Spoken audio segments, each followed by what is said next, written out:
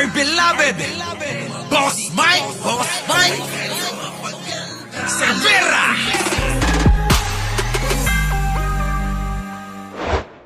Duterte, no? Pero yung mga sumusuporta daw kay Duterte. Kuya, pasok. sumusuporta kay Duterte, no? Pero ito sasabihin ko sa inyo, guys, totoo to, no? Real talk lang tayo dito. Usaping pag-aristo kay Duterte, kay former President Duterte. Pakinggan nyo to, ha. Supporter tinidigong, pero kahit papano nag-iisip to. O siguro kasama to sa nasabuyan ng asin. Ay, sabi niya, 2.8 daw tayo, magta-3,000 na tayo. Mag-a-4,000 na nga eh. 751 pa lang yung nagla-like. Si Munting Tinig, hindi yan nag-like. Tuloy. Kung sino ba talaga ang may kasalanan? Bakit nag-trigger yung nangyari yung pagka-aristo? No? Ang dami yung sinisisi. Pakinggan Sinisisi nyo. nyo si BBM. Sinisisi nyo si Relator, General. Pero hindi nyo alam kung sino talaga ang may kasalanan kung bakit inaristo si former President Duterte. Marami sa inyo ang hindi nakakaalam nito, no? Alam niyo ba kung sino talaga ang may kasalanan, bakit na-aristo? Nagkaroon ng warrant of arrest si Duterte? Sino? Ako, guys, sabihin ko sa inyo, guys, ako sinasabi ko to, hindi ako, sa totoo lang, no? Ako hindi ako BBM. Hindi daw. Hindi ako BBM. Duterte supporters ako. Duterte supporters yan, mga kababayan. Kaya pakinggan nyo yan. Sige, tuloy kuya. Kahit Duterte supporters ka. Pasok. Supporter Pero bakit ganito ang reaksyon ko? Real talking ko na kayong mga supporters ni Duterte. No? Kung bakit na-aresto si Duterte, dahil lang din sa mga Duterte. Nga. Ito. Dahil na rin sa kanila, sa mga Duterte, at may partisipasyon din yung mga supporters at followers ni Duterte. Bakit? Kayo, tanongin ko kayo. Kayong mga supporters ni Duterte. Natuwa ba kayo kung sasabihan kayo na bangag? Yan na nga. Matuwa kayo? Si Bibi may pamilya. May mga anak. Correct. May advisor. May advisor yan. Tanungin ko kayo. Tuwa kayo? Tawagin kayong adik. Real talk. Real talk tayo dito. Ako, supporters, ako nasaktan din ako. Nasaktan din ako ng pag-aresto ni Duterte. Pero kung laliman natin ang pag-iisip natin, kung laliman natin pag-unawa natin sa mga... makinig kayo mga DDS kayo! Buti pa si kuya eh! Kahit mabagal magsalita, may laman yung sinasabi eh. Ganitong argumento gusto ko. Kahit DDS pa yan, wala akong pake. Basta alam ko na may laman yung sinasabi. Pasok kuya. Nangyayari sa mga lumalabas sa bibig ng mga Duterte, lalong-lalo na pamilya Duterte. At yung mga ibang mga vloggers, na mga supporters. Supporters ni Duterte. Isipin nyo raw yung mga lumalabas sa inyong bibig. Sino na Duterte? Duterte din. Totoo yung warrant of arrest na yan. Kayang pigilan ni BBM yan. Kaya niyang hindi pa implement yan dito sa ating bansa. Pero dahil na rin sa lumalabas sa bibig ng mga followers, mga supporters ni Duterte, at lalong-lalo na rin sa pamilyang Duterte. No? Kaya, hinayaan niya na lang. Real talk tayo. Real talk tayo. Ito, isa lang, ang daming sinasabi nila, ang daming sinasabi, mga vloggers, mga supporters ni Duterte, ang daming sinasabi, pero isa lang ang paano ko sa inyo. Na ano? Tanungin ko kayo, matuwa ba kayo? Na? Kung tawagin kayong bangag at adik? Oo nga! Lalong-lalo na't ikaw ay, nasa ano ka? Magalit na kayo kung magalit, pero yan ang totoo. Oh, kita nyo? Totoo naman eh. Ayaw nila yung kuya. Buti na lang nasa sasakyan ka. Kung hindi, baka mamaya may makarinig sa'yo sa tabi mo. Gugulpihin ka. Oh, tama yan. Sige. Oh, DDS yan ha. Nung una pa lang sinabi ni Duterte yan, yung sinabi niya nung bangag. No, bangag ang ating presidente. Doon pa lang, magti-trigger na yon. Correct. Magti-trigger na yon kay BBM. Hanggang sa tuloy-tuloy, gumaya yung mga followers, yung mga vloggers ni Duterte, gumaya na, tinatawag na ngayon na, presidente, tawagin mong bangag, tawagin mong adik. Oo nga. Natuwa, sa tingin nyo, natutuwa si BBM sa tawag nyo sa kanila? Tama. Ay, kahit kayo, hindi kayo matutuwa. Tama. Kahit sabihin nyo, kahit kayo guys, kahit sabihin nyo, kahit kayo sa inyo sarili nyo, kahit totoong gumagamit kayo, adik ka. Pero hindi ka matutuwa kung pagsabihan ka sa maraming tao. Tama. Ipagkakalat sa pamamagitan ng social media, ikalat,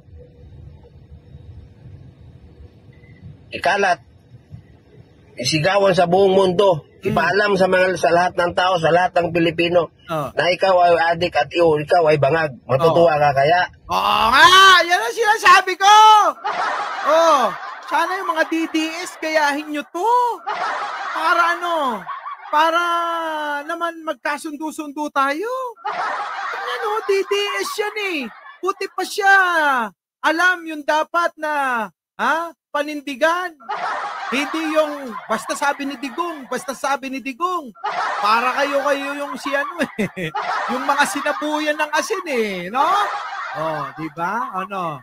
Matutuwa ka ba kapag sinabi kong time? Anong time? Aba, kaya naglabas ng warrant of pinipigilan yan, kalukuhan yan. Anong magagawa ng pulis? Oo nga. Anong magagawa ng mga general kung pipigilan sila ng commander-in-chief nila? Oo nga. General ka lang, commander-in-chief ako. Huwag niyong arestuhin yan. Mananagot kayo sa akin. Ibalik niyo yung warrant of arrest na yun kung saan galing yan. Di ba? Di ba ito si Kuya marunong eh. Dapat ganito yung gayahin nyo, yung mga DDS dyan Puntahan nyo yung ito si Kuya. Hanapin nyo. Sabihin nyo, Kuya, pa-plus naman para mahawa ako sa iyo. Ganon. Sabi mo, Kuya, pa-plus naman para mahawa na ako sa iyo. Napapagod na ako kakasama sa mga DDS eh. Kasi, buti ka pa. Eto na yung makabagong DDS. Ganito dapat, mga kababayan, gusto nyo magkasundo-sundo tayo, di ba? Yung mga DDS. Ganito na dapat Ganyan na pagiging DDS. Pag ganitong DDS, ang makakaharap natin, magkakasundo-sundo tayo. Hahayaan namin kayo sa gusto nyo. Na na pagmamahal kay Digong, okay lang yan. Pero ganito ganito dapat. Ang pangangatwiran. Ay, di ba? Kaya nga eh. Eto, yung pagbabanta na naman daw nila, pasok. Nilagay, Cathy San Gabriel, Joyce Lagoang sa heightened alert ang mga pulis sa Metro Manila. Nako. Bakit?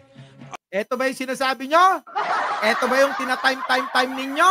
Matagal na namin narinig yan. Sabi nyo, eto na.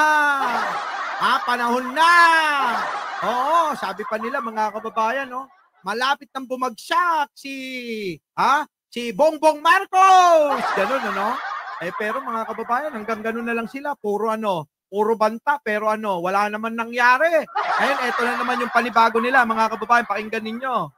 Muling inilagay, Cathy San Gabriel, Joyce Lagoang sa heightened alert ang mga pulis sa Metro Manila. Bakit? Ayon kay NCRPO Chief Police Brigadier General Anthony Abirin, ito ay bilang paghahanda sa bantang caravan ngayong araw ng isang grupong sumusuporta kay dating Pangulong Rodrigo Duterte. Sa ngayon, wala pa umunong grupong nag-apply ng permit para magkasa ng pagkilos pero may na-monitor na ang NCRPO na umano'y magsasagawa ng caravan na magtitipon-tipon mula ho riyan sa Quezon Avenue hanggang sa Liwasang Bonifacio sa Maynila. Kita nyo, naniniwala na kayo sa akin. Meron silang isasagawang pagtitipon-tipon. Oo. Di ba sabi ko sa inyo, tandaan nyo to sasabihin ko. Nagre-recruit na sila ng mga rallyista. At ang bayad, 5,000 isa. Naalala nyo yan, nung isang araw, sinabi ko. Naalala nyo? Ayan na, ngayon yan mangyayari. Tuloy. Sabi ko sa inyo magaling ako manghula Tiniyak ng NCRPO na may nakalatag na silang security measures sakaling matuloy ito. Sapat din umano ang bilang ng kanilang pulis na ipakakalat para sa pagpapatupad ng seguridad at kaayusan sa Metro Manila. Yan naman ang maganda riyan. Handa sila. Bakit? Mula nung binulong sa akin, sabi ko kay General Torre, General, merong gagawin. Oo, malawakang kilos sa rally nila. Oo, magra-rally sila mula sa Quezon City. Sabi ko pa, hanggang sa Liwasan, hindi tiyak kung pupunta ng EDSA. Kaya abangan mo, EDSA o sa Liwasan kasi may panlilito yan. Buti na lang talaga si General Buti na lang nakinig Di ba? Buti na lang nakinig. Tuloy. Samantala, wala rin namomonitor na banta sa seguridad ang pulisya sa gitna ng babala ng isang vlogger na magkakaroon ng isang emergency. Kita nyo, yan ba yun? Yung emergency, kailangan nyo na ng power bank, kailangan nyo ng pagkain, kailangan nyo ng ganito, kailangan nyo ng ganyan, mag-imbak na kayo. Ganon yung kanilang yung kanilang pananakot sa tao. Akala mo naman talaga, meron silang bilang. Ilan ba sila? Tanong ko lang, ilan ba sila? Lahat ba ng mga tao loko-loko na para sumama sa mga ganyang protesta? Mga kababayan, malilinaw pa isip. Yung mga DDS ng iba, mga kababayan, ayan, kita nyo, nag-iba na ang pananaw nila. Nagkakato lahat ng hula mo. Sabi ko sa'yo, Jay. Tuloy. Sa isang video, pinayuhan ng vlogger ang mga residente sa Metro Manila na mag-imbak ng pagkain. Napanood mo na ba ito, Kati San Gabriel, Joyce? Ay, napanood ko yan. Hindi ko pinansin. Kasi mukhang loko-loko yung nagsabi niyan. Yung mga DDS, kahit nga taong grasa, ang magsalita, sasabihin, marami sila, maniniwala yung mga yan Yung mga DDS, mga kababayan, kahit taong grasa magsalita, naniniwala. Taguang, napanood mo ito? Gamot, baterya at power bank dahil may mangyayari umano sa Kalakang, Maynila na hindi na nito idinitalye. Ayon sa NCRPO. Fake news yan, fake news. Fake news daw. Fake news yan, fake news. Kita nyo, ang hilig nyo. Alam nyo kasi itong mga DDS, magaling talagang gumawa ng fake news. Oo, magaling talaga. Samin tuloy ako. Ayon sa NCRPO, wala namang natatanggap na credible information ang kanilang intelligence unit kaugnay. Samantala, inaalam na ng NCRPO ang pagkakakilala ng vlogger at ang impormasyon sa mga binanggit nito. Nako, patay. Yan mga kababayan maliwanag fake news yan. Di ba? Fake news. Kaya mga kababayan, nililito lang nila. Tandaan nyo, eto ang tandaan nyo mga kababayan. Huwag nyong kakalimutan ito. Ayan. Pa rin ang loob ng pamilya ni Kian sa ginawa sa kanilang kaanak. Lalo na't nangangarap rin daw siyang maging pulis. Parang nagmamakawa na po. Sa mga naaawa kay Digong, papiliin ko kayo. Kay Kian o kay Digong, wag na yung iba. Marami pa dyan hindi lang si Kian. Sama natin, baka magtampo sila. Yung mga biniktima ni Digong, sa niya, war on drugs niya, sa sa biktima ng EJK. Ayan, kanino kayo sasama? Kay Digong o dito sa mga biktima? Pag-isipin nyo maigi yung mga DDS kasi yung mga yan, mga kababayan, kulang ng aruga at sustansya ang utak nila. Kaya yung sustansya, late na late, malaman kung ano ang dapat paniwalaan.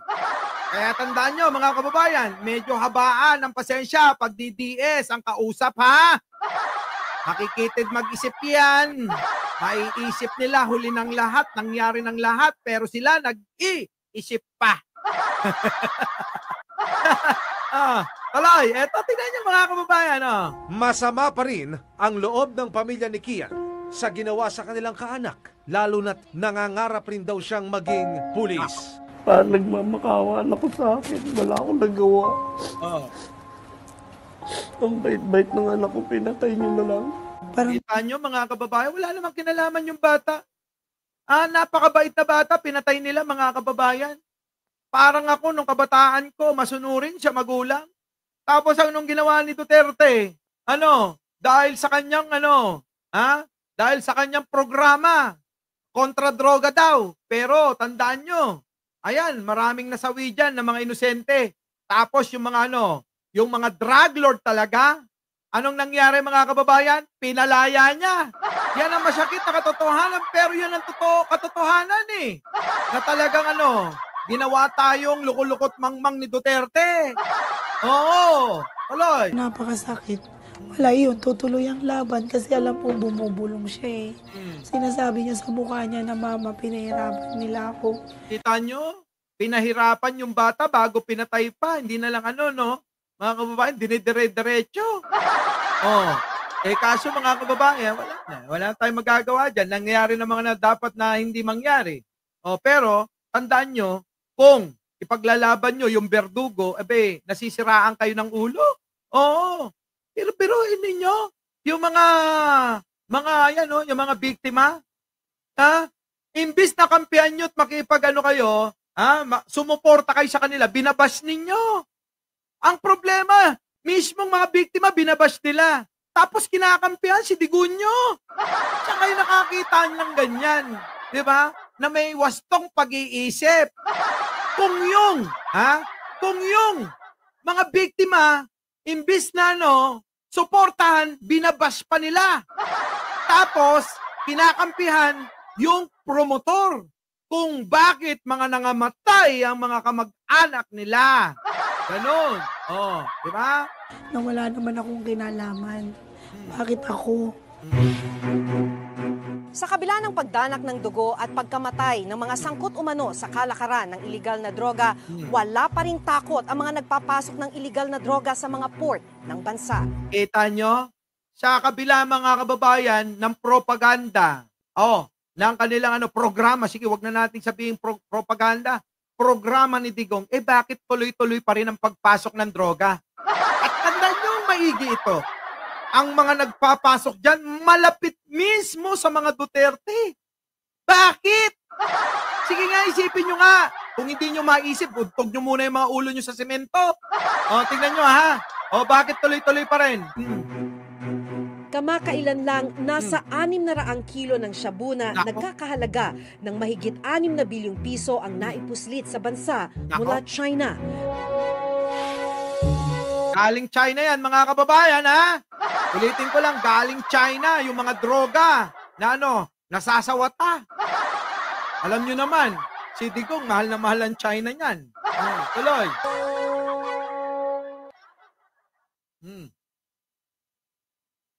Tuloy!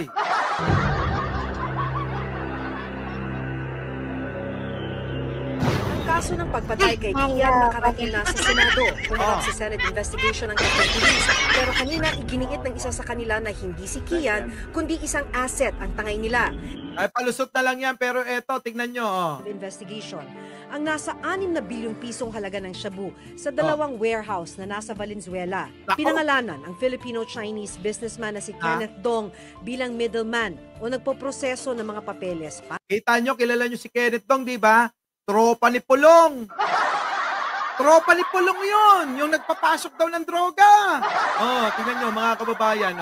Ang nasa 6 na bilyong pisong halaga ng shabu sa dalawang warehouse na nasa Valenzuela. Pinangalanan ang Filipino-Chinese businessman na si Kenneth Dong bilang middleman o nagpoproseso ng mga papeles para maipuslit o mailusot ang kontrabando mula China papasok ng bansa. Kita nyo mga kababayan? Sino si Kenneth Dong, di ba? Tropa ni Pulong, tropa ni Baste, at meron pang picture kay Digong. Tapos sasabihin nila mga kababayan, programa namin to para mahinto ang droga. Pero bakit? Yung mga kadikit sa mga Duterte, yun ang mga promotor at nahuhuli na nagpapasok ng mga tone-toneladang droga dito sa bansa. Kaisipin nyo yan bago nyo mahalin si Duterte. Mahal kayo ng mahal namin si Duterte, nakikisimpat kayo sa kanya. Puta, mahalin nyo muna yung sarili nyo, bago siya. Di ba? Puro kayo Duterte ng Duterte. Tanungin nyo kung totoong minahal kayo niyan. O, pakitang tao lang. Di ba? Ganun ho yan eh, napakasimple lang unawain. Hindi kaya nauutulan kayo. Tulad ni Sarah, inuutulan na naman kayo. Uto-uto naman talaga kayo eh. Pero yun yung paniwalaan ninyo. Yung alin? Yung sinasabi ni Digong? Paniwalaan nyo at pinamahal nyo yung taong pumatay. Naging dahilan ng pagkamatay ng marami nating mga maliliit na kababayan na sana mabigyan ng pag-asa at makatulong uli sa pamilya nila, sabi ko nga. Mga kababayan, sorry meron nang tumatawag. Kita na lang tayo mamaya. Muli, ako po ang inyong lingkod. Baka sa mga hindi pa nakakapag-like yan, share and subscribe. Opo huwag nyo na ipagkakait yan. Muli, ako po ang inyong lingkod. Mike Sherbera po, lagi nagsasabing, mahalin natin ang ating kapwa, pagdasal natin ang ating bansa. Magandang umaga, magandang hapon at magandang gabi. Sa mandako ng mundo, naroon kayo syempre. Magandang buhay na rin para sa ating lahat. Our beloved Boss Mike